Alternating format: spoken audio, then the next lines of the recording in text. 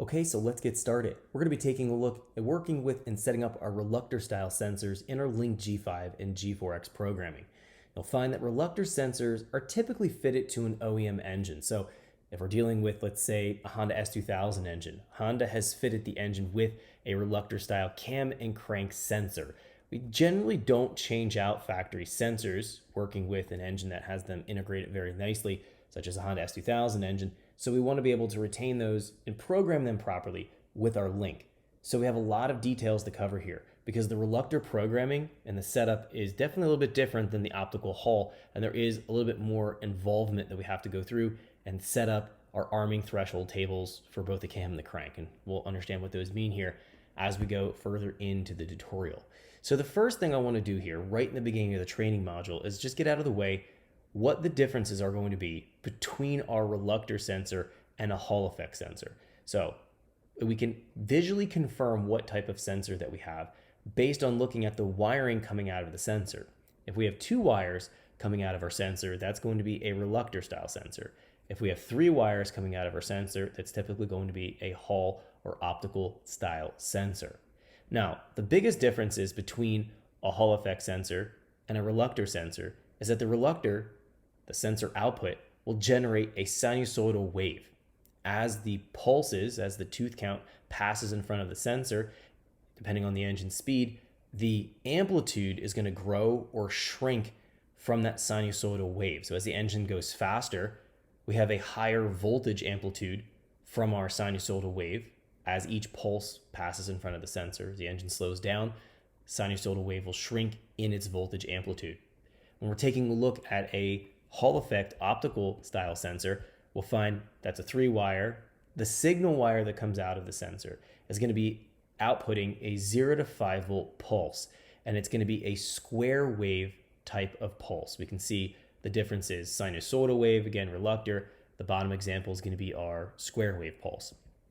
As each tooth passes in front of the sensor, it's going to generate a pulse. The amplitude isn't going to grow, but the frequency of those pulses will grow, and that's how the ECU can determine engine speed based on the number of pulses that are happening over an elapsed period of time. When we're dealing with a Reluctor sensor, we'll find that that sinusoidal wave will grow in voltage amplitude, and that's how it can determine a change in engine speed. So we understand now the fundamental differences between a Reluctor and a Hall effect. When we're programming a Reluctor sensor, there are more details that we have to be mindful of in terms of the wiring, in terms of the way the signal actually looks as we're looking at the actual waveform to verify that the wiring is correct. A lot of times somebody's went in and changed around some of the wiring on the harness, or let's say you're dealing with a custom application, a custom engine harness. It's very easy to mix up the positive and negative wires for our Reluctor sensor because it is specific, it is polarity specific. So how do we tell if our sensor is wired correctly?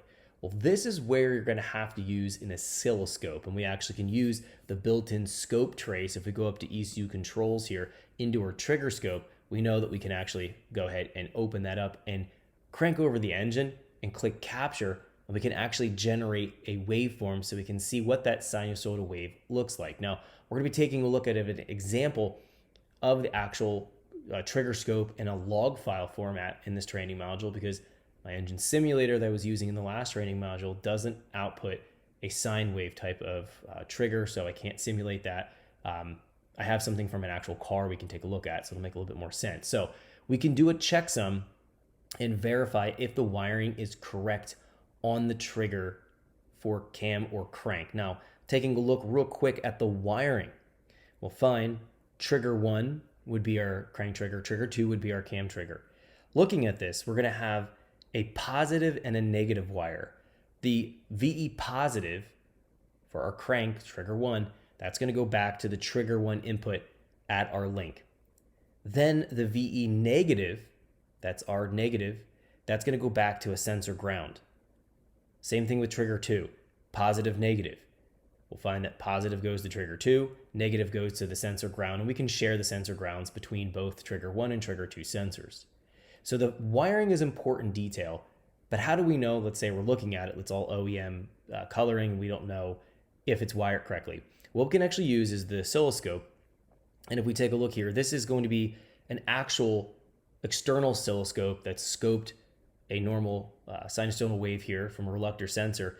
And this is going to tell us, just kind of looking at this, if the polarity is switched or not on the sensor. Has it been wired correctly? So that's one of the very first things that we want to verify. So taking a look at this, if we look at it on the scope trace, we're going to find that it has a sharp rise upwards and then downwards and then returning back to 0 volt. Now we can see that's going to have the correct polarity. What we're looking for here is when it goes down, it's going to go negative. So we can see that it rises, drops straight down, goes negative, goes below 0, and then comes back again to 0. That's a single pulse in that sinusoidal wave. If we have the polarity incorrect, so that VE positive and VE negative, they've been inverted in the wiring somehow, when you look on your scope trace, you'll find that the waveform goes negative first, then rises up, and then comes down. That's a confirmation that it's been wired incorrectly. You definitely want to make sure that it is wired correctly, or you can have all kinds of odd RPM registration problems. You can have ignition timing retarded as you go in high RPM, definitely causing you a lot of issues. So want to make sure that looks good on the scope. You can crank it over and verify that it is wired correctly before you actually run the engine. Okay, so now let's dig in here and take a look at a few more things for the setup and configuration for our reluctor sensors. What we're going to do is move here. Thanks for checking out our teaser clip. If you want to see the rest of this video and more than 500 hours of current EFI training we have to offer, make sure you click right here. If you want to go and check out more teaser clips from this training course, click here, and you don't want to miss any of the videos we're going to be releasing on this channel, so make sure you subscribe and click here. Thanks for watching, and I'll see you guys later.